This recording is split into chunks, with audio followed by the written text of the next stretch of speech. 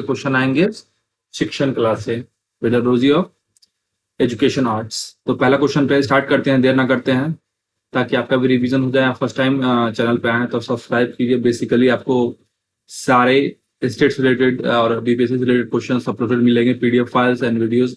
आप उसको रिवाइज कीजिए, प्रैक्टिस कीजिए, क्वेश्चंस के पैटर्न को समझिए और थ्योरी पे पकड़ बनाइए। पहला क्वेश्चन है, dramatic play is also known as. Dramatic play होता है कि आप ड्रामा करके प्ले करते हैं, कुछ करते हैं, तो उसको और क्या कर सकते हैं? तो सिंपल सा उसको हम बोल सकते हैं मेक बिलीव प्ले। इसका अगला नाम भी है मेक बिलीव प्ले का, फैंटेसी प्ले बोल सकते हैं, रोल प्लेइंग बोल सकते हैं। It is a type of play in which children take imaginary roles और act out scenario in their minds.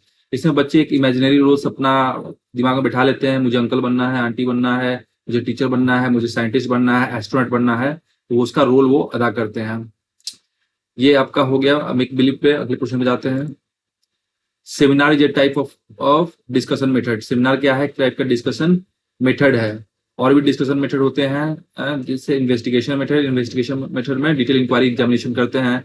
Lecture method में टीचर लेक्चर देगा, टीचर बातों को ध्यान से स्टूडेंट सुनते हैं।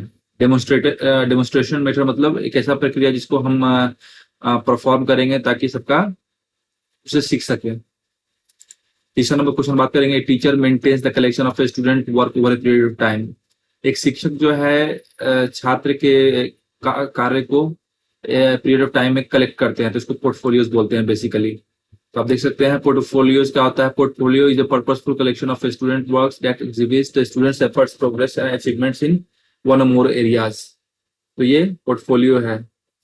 इसी में ट्रेडिशनल पोर्टफोलियो क्या था? ट्रेडिशनल पोर्टफोलियो में आप फिजिकल कलेक्शन करते थे स्टूडेंट के वर्क का, और डिजिटल पोर्टफोलियो में अब आप कंप्यूटर पे, आप एक्सेल पे डेटा मेंटेन करते हैं बच्चों का। अगला क्वेश्चन पे आते हैं, चौथा, a child learns more if he is taught through activity method. आप किताब से पढ़ाइएगा, कंप्यूटर से पढ़ाइएगा, लेक्चर से पढ़ाइएगा, ध्यान नहीं रहेगा। जितना आप बच्चे को उस एक्टिविटी में इन्वॉल्व कीजिएगा, उससे बच्चे को जल्दी याद होगा। The use of audio visual aids in the class. Audio visual aids जो क्लास में यूज करेंगे, इससे क्या फायदा है? ताकि स्लो लर्नर जो बच्चे हैं वो भी इस बातों को जल्दी से सीख सके। The objective that belongs to affective domain. Affective domain है तो एक बेंजामिन ब्लूम नाम के फिलोसफर हैं, इनका ब्लूम्स टॉक्सिनोमी दिया है। ऑब्जेक्टिव जो है एजुकेशनल ऑब्जेक्टिव बारे में उन्होंने बताया है। तो यहाँ पे देखिएगा आप, अफेक्टिव डोमेन, तीन टाइप के डोमेन होते हैं। एक साइकोमोटर होता है, एक आपका कॉग्निटिव डोमेन होता है, एक अफेक्टिव डोमेन होता है। ये अफेक्टिव डोमेन के अंदर ही आता है valuing, receiving, responding, valuing, organisation and characterising. तो इसका आंसर होगा valuing. If a teacher gives a score to the correct responses in a class test and lists total marks of each learner। अगर कोई शिक्षक जो है किसी का क्लास टेस्ट लेने के बाद करेक्ट रिस्पॉन्स में स्कोर को मार्क्स देती हैं, इस प्रक्रिया को क्या बोलते हैं? तो इस प्रक्रिया को मेजरमेंट बोलते हैं। इसमें हम लोग को अंतर जानना पड़ेगा। आप कमेंट बताइए, असेसमेंट, इवैल्यूएशन और वैल्यू जजमेंट और मेजरमेंट में क्या अंतर है। अगला क्वेश्चन है, which one of the following statement is wrong for micro teaching? It decreases the confidence of teacher। Micro teaching क्या है? टीचर ट्रेनिंग कॉन्सेप्ट है, बिल्कुल है। पीपल ट्रेनिंग कॉन्सेप्ट इसको बोल सकते हैं। इट प्रोवाइड कंस्ट्रक्टिव फीडबैक, बिल्कुल सही है। लेकिन statement decreases the confidence of teacher. Micro teaching teacher confidence की घटाएगा, ये गलत है। अगला क्वेश्चन है, टेक्नोलॉजी के डेवलपमेंट के साथ द रोल ऑफ टीचर क्या है? तो जब टेक्नोलॉजी बढ़ा तो हर बच्चे कहीं से भी डेटा को एक्सेस कर सकते हैं, पढ़ सकते हैं, तो बस टीचर क्या करना है? स्टूडेंट को गाइड करना है। ये उसका आंसर है। अगला क्वेश्चन है, what is the role of student in constructive learning environment. छात्र का क्या रोल है कंस्ट्रक्टिव लर्निंग एनवायरनमेंट में? Student must assimilate new learning along with their current understanding of knowledge. छात्र के पास जो नॉलेज है उसके साथ वो नए लर्निंग को भी एसिमुलेट करें, सीखें। ये सही आंसर इसका। अगला क्वेश्चन है, फादर ऑफ किंडरगार्टन मेथड किसको कहा जाता है? बहुत इंपॉर्टेंट क्वेश्चन है, हर एग्जाम में आ सकता है। फादर ऑफ किंडरगार्टन जो मेथड है, इसको फ्रोबेल ने टर्म किया था। एक्चुअली किंडरगार्टन जो होता है चिल्ड्रन गार्डन को बोलते हैं, जिसमें चिल्ड्रन प्लांट्स है। गार्डनर जो है उसको सींचता है, बच्चे को जो है नर्चर करता है, एक सही मार्गदर्शन करके उनको गाइड करता है। तो यहाँ फ्रोबेल द्वारा एक टर्म दिया गया था किंडरगार्टन का। Curriculum in school means all the educative experience under school jurisdiction. Curriculum actually होता है कि आप जैसे किसी भी कोर्स में इनरोल होते हैं तो सरकार उसका एक करिकुलम डिसाइड करता है। बीएड पढ़ेंगे तो बीएड का करिकुलम होगा, डीएलएड का करिकुलम होगा। और बीएड के अंदर आपने सब्जेक्ट पढ़ा होगा pedology of environment, pedology of mathematics, तो एक सब्जेक्ट है, तो वो जो गया सब्जेक्ट हो गया। और करिकुलम एक होल जो है आउटकम हो एक आपका ओवरऑल क्या मतलब डेवलपमेंट लर्निंग आप क्या लर्न करेंगे उस प्रोसेस से। और एक और इम्पोर्टेंट बात, करिकुलम जो है एक वर्ड करिकुलर से लैटिन वर्ड से लिया गया है। विच of the following is centre point of lesson plan. Lesson plan का सेंटर पॉइंट क्या होता है? लेसन प्लान टीचर तैयार कर रहा है तो उसका ऑब्वियसली जो है सेंटर पॉइंट बच्चे ही होंगे, स्टूडेंट। अगला क्वेश्चन आप भी है, कमेंट में नीचे बताइए लेसन प्लान जो टर्म कौन दिया था। यहाँ पे देखते हैं लेसन प्लानिंग क्या एक तरह का ब्लूप्रिंट है, गाइड है, मैप है, एक्शन है जो टीचर जो तैयार करता है स्टूडेंट को पढ़ाने के लिए। To create a conducive learning environment a teacher should, conducive मतलब ये आप मुझे कमेंट कीजिए। कंडीशन मतलब एक तरह से हो गया आपका condition circumstance data necessity to effective learning. एक ऐसा इन्वायरमेंट तैयार करेंगे जिसमें बच्चे आराम से सीख सके, जिसमें उनका शारीरिक मानसिक विकास हो सके। तो इसका फॉस्टर कोलैबोरेशन अमंग स्टूडेंट, मतलब छात्र एक दूसरे से मिलजुल कर सीखे। Specific objective in lesson plan is for all of the above, मतलब स्पेसिफिक ऑब्जेक्टिव लेसन प्लान क्या हो सकता है? छात्र के लिए हो सकता है, टीचर के लिए हो सकता है, करिकुलम के लिए हो सकता है। तो स्पेसिफिक ऑब्जेक्टिव जो लेसन प्लान जो है तीनों बंदों के लिए, टीचर के लिए, छात्र के लिए और करिकुलम के लिए। The main idea of school curriculum, main idea of school क्या है? बिजनेस करना तो नहीं है, पर्सनल सेटिस्फेक्शन भी नहीं है, ऑल ऑफ देखो बिल्कुल नहीं होगा। चिल्ड्रंस का छात्र का ओवरऑल विकास करना ही चिल्ड्रंस ऑल ऑन डेवलपमेंट। और ऑल ऑन डेवलपमेंट कितने प्रकार का होता है? इंटेलेक्चुअल हो गया, फिजिकल हो गया, सोशल हो गया, इमोशनल हो गया और मोरल एंड वैल्यूज हो गया। The Montessori system of teaching is, Montessori, Maria Montessori का अपना नाम सुना था, इटली के एक फिलोसोफर है। तो ऑब्वियसली मोंटेसरी जो सिस्टम है वो बच्चों के लिए ही फोकस ऑन द चाइल्ड, बच्चों पे फोकस करती है। आप देख सकते हैं Montessori method is propounded bye Maria Montessori. Maria Montessori द्वारा है, इटालियन फिजिशियन है, नेचुरलिस्ट है, जिनका जो मेथड है स्टूडेंट ऑल राउंड डेवलपमेंट के ऊपर है। ऑब्जर्वेशन क्या है? ऑब्जर्वेशन मतलब एग्जाम्पल क्या है? ऑब्जर्वेशन एक तरह का असेसमेंट प्रोसेस है जिससे आप छात्र को उसके बिहेवियर को देख के उसका आंकलन कर सकते हैं। और असेसमेंट जो है qualitative quantitative description about the learning process of student. ये फॉर्मेटिव हो सकता है, समेटिव हो सकता है और डायग्नोस्टिक हो सकता है। अगला क्वेश्चन है, विच of the assessment is called assessment of learning. Assessment of learning किसको बोलते हैं? फॉर्मेटिव असेसमेंट को बोलते हैं। These assessment are used by student teacher during the process of learning. We are learning in the process of new concept integrating old concept. पुराने concept के साथ नया कॉन्सेप्ट बच्चा जो है लर्न करता है। फॉर्मेटिव असेसमेंट एग्जांपल हो गया, डिबेट हो गया, साप्ताहिक परीक्षा हो गया, डिस्कशन हो गया, तर्क वितर्क। Which is not true about lesson plan. कौन सा लेसन प्लान के बारे में सही नहीं है? It is develop by student. कभी भी लेसन प्लान जो है छात्र द्वारा नहीं आता है, ये आता है टीचर द्वारा। Literary activities are those activity which are related to academic, academic से रिलेटेड है। लिटरेरी एक्टिविटीज होता है लिटरेचर एक्टिविटीज, तो लिटरेचर एक्टिविटी अभी बिल्कुल आपका एकेडमिक से रिलेटेड होगा। Which one of the following is not a characteristics of a teacher centred approach.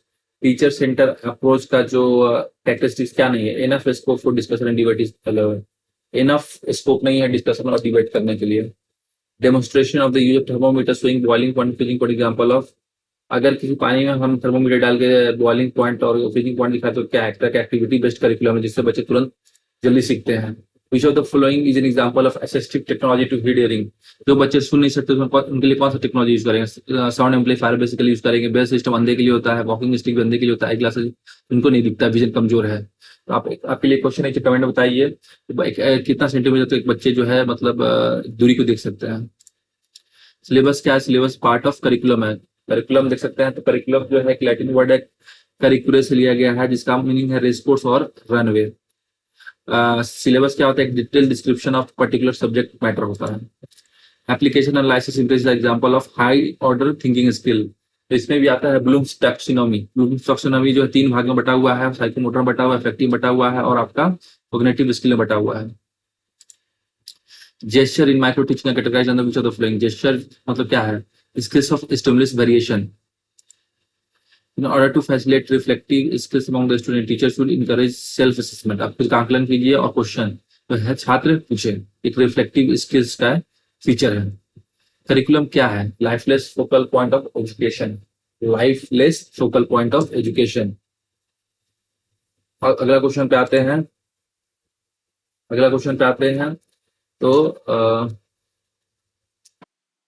in order to create a conducive learning environment is important to give chance of self assessment। Conducive learning environment में ये एक important बात होना चाहिए कि छात्र जो खुद का आंकलन कर सके, मतलब give chances for self assessment. The partition of Bengal कब हुआ था? पार्टीशन ऑफ बंगाल जो है 1900, अच्छा देखिए यहाँ पे क्वेश्चन गलत है। पार्टीशन ऑफ बंगाल जो हुआ था 1906 में हुआ था। ये पूछा कैंसिल कब हुआ था, तो पार्टीशन ऑफ बंगाल जो 1911 में कैंसिल हुआ था, और जब पार्टीशन ऑफ बंगाल हो रहा था तो लॉर्ड कर्जन के टाइम में हुआ था, और कैंसिल को रोकने वाला जो व्यक्ति थे वो लॉर्ड हार्डिंग थे। The power of supervision of state government employees in deputation जिला पंचायत रेस्ट विद, जो जिला पंचायत जो है इसका पावर सुपरविजन किसके अंदर आता है? तो स्टेट गवर्नमेंट डिपार्टमेंट के अंदर आता है। 73वां अमेंडमेंट आपको मालूम होना चाहिए। जो कमेटी था एलएम सिंघवी कमेटी के द्वारा है। और जो पंचायती राज इंस्टीट्यूशन है 3 वर्ग में टूटा हुआ है, ग्राम पंचायत, ब्लॉक पंचायत और जिला पंचायत। ये 73वां अमेंडमेंट है, ये आप याद रखिएगा। अगला क्वेश्चन पे आते हैं। Majority of the members of Rajya Sabha, मतलब राज्यसभा के मेंबर्स को कौन इलेक्ट करता है? तो राज्यसभा के मेंबर्स को obviously legislative assembly of various states के जो प्रतिनिधित्व होते हैं वो सिलेक्ट करते हैं। राज्यसभा में कितने टोटल मेंबर्स होते हैं? तो 250 होते हैं। 250 में से 12 जो है प्रेसिडेंट द्वारा सिलेक्टेड किए जाते हैं। ये आसान क्वेश्चन है। न्यू पार्लियामेंट बिल्डिंग जो है बहुत ही बड़ा क्वेश्चन है, कौन बनाया? तो विमल पटेल नाम के शख्स थे, जो कि उन्होंने काशी विश्वनाथ मंदिर का भी बनाया है, साबरमती बनाया है, न्यू पार्लियामेंट बिल्डिंग दिल्ली का उन्होंने बनाया है। Which of the following fundamental rights exempt Indian citizens from compulsory enforcement of fundamental rights? तो वैसे राइट टू कॉन्स्टिट्यूशनल रेमेडीज होगा, आर्टिकल 32 होगा। अगर आपका फंडामेंटल राइट्स का उल्लंघन होता है तो आप 226 आर्टिकल के अंदर जो है आप हाईकोर्ट जा सकते हैं, और आर्टिकल 32 का इस्तेमाल करके डायरेक्ट जो है पिटीशन फाइल करके आप सुप्रीम कोर्ट में जा सकते हैं। ओजोन लेयर प्रोटेक्शन जो इंपॉर्टेंट एनवायरमेंटल इनिशिएटिव जो है, तो ये मॉन्ट्रियल प्रोटोकॉल के अंदर आता है। मॉन्ट्रियल प्रोटोकॉल में है कि जो सीएफसी कार्बन रिलीज होती है उसके संरक्षण, उसको रोक के लिए ओजोन लेयर प्रोटेक्शन को मतलब बचाने के लिए मॉन्ट्रियल प्रोटोकॉल जो है ये होता है। क्योटो प्रोटोकॉल जो है ये आपका देख सकते हैं यहाँ पे क्लाइमेट चेंज के लिए है, और कार्टेगेना प्रोटोकॉल जो बायोलॉजिकल डाइवर्सिटी के लिए है। तो आ सकता है कि पूछेगा मॉन्ट्रियल प्रोटोकॉल किस लिए है, तो ओजोन लेयर के बचाव के लिए है। क्योटो प्रोटोकॉल क्लाइमेट के लिए है, समझे। और a wildlife sanctuary that is famous for conservation and protection of hangul deer. Hangul deer कहाँ है? फसली तो जम्मू कश्मीर में होगा, तो दाशी गाम जो है जगह है, दाशी गाम वहीं पे जो है देख सकते हैं यहाँ पे श्रीनगर में, वहीं पे वहां पे एक सरीक्षा टाइगर रिजर्व कहाँ है, आप आपको बताइएगा कमेंट्स में। The process by which plant loses water, ऐसा प्रक्रिया तरीका जिससे प्लांट जो है पानी लूज करता है। आप देखोगे पत्ती पे पानी चमकता है तो इस तरह ट्रांसपरेशन प्रोसेस होती है, जिससे जो है evaporation loss of water by plants. Sand dunes कहाँ पाया जाता है? तो अबू धाबी के अफगानिस्तान में पाया जाता है। अफगानिस्तान का करेंसी क्या है? तो अफगानिस्तान का करेंसी है आपका तिरम, और अरेबिक लैंग्वेज वहां बोला जाता है। अगला क्वेश्चन पे आते हैं। Which of the following statement biogas is for? Biogas क्या है? बायोगैस रिन्यूएबल है कि नॉन रिन्यूएबल है? बायोगैस एक रिन्यूएबल रिसोर्सेस है, इसको आप बार बार यूज कर सकते हैं। Compound interest of 840 for 2 years 10% पे है, तो आप प्रिंसिपल अमाउंट कैलकुलेट करना है। तो ये आप बताइए, मेरे हम लोग के पास कंपाउंड इंटरेस्ट दिया हुआ है, टाइम दिया हुआ है, और रेट ऑफ इंटरेस्ट दिया हुआ है। प्रिंसिपल अमाउंट कैसे कैलकुलेट करेंगे? List of perfect square number which is divisible by 3 4 5 6 8।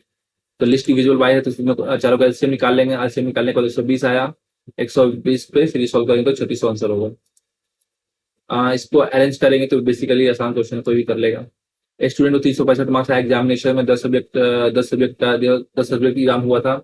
Average marks जो है 9 सब्जेक्ट को 32 गया था, 9 गुना 32 इतना आएगा, और फिर उसको 365 से माइनस कर देंगे तो आपका आंसर हो जाएगा। Which of the statement is false? तो इसका आंसर होगा नन ऑफ द अबव। इसमें भी अरेंज करना है तो अल्फाबेटिकल डिक्शनरी को अरेंज कर लीजिएगा। In certain language okay Peru means fine cloth. Okay Peru मतलब फाइन क्लॉथ होता है। मेटालिसा में क्लीन वाटर होता है। तो दोनालिसा पेरू मतलब क्या होता है?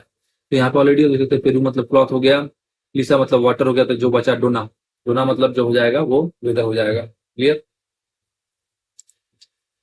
48 नंबर क्वेश्चन, ये भी आप सॉल्व कर सकते हैं। वाई से वी कितना डिफरेंस है? वी का कितना डिफरेंस है? के वाई कितना डिफरेंस होगा?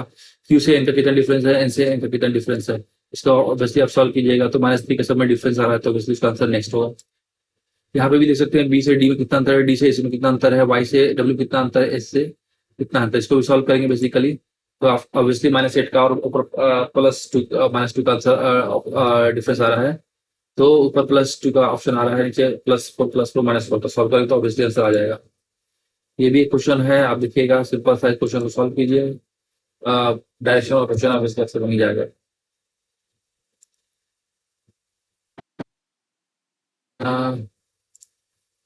चलिए यहाँ पे आपको क्वेश्चन कंप्लीट हो गया है। ये आपका बहुत ही इंपॉर्टेंट क्वेश्चन था। पेडोलॉजी जो है आपका 50 मार्क्स का स्टेट पेपर में आता है।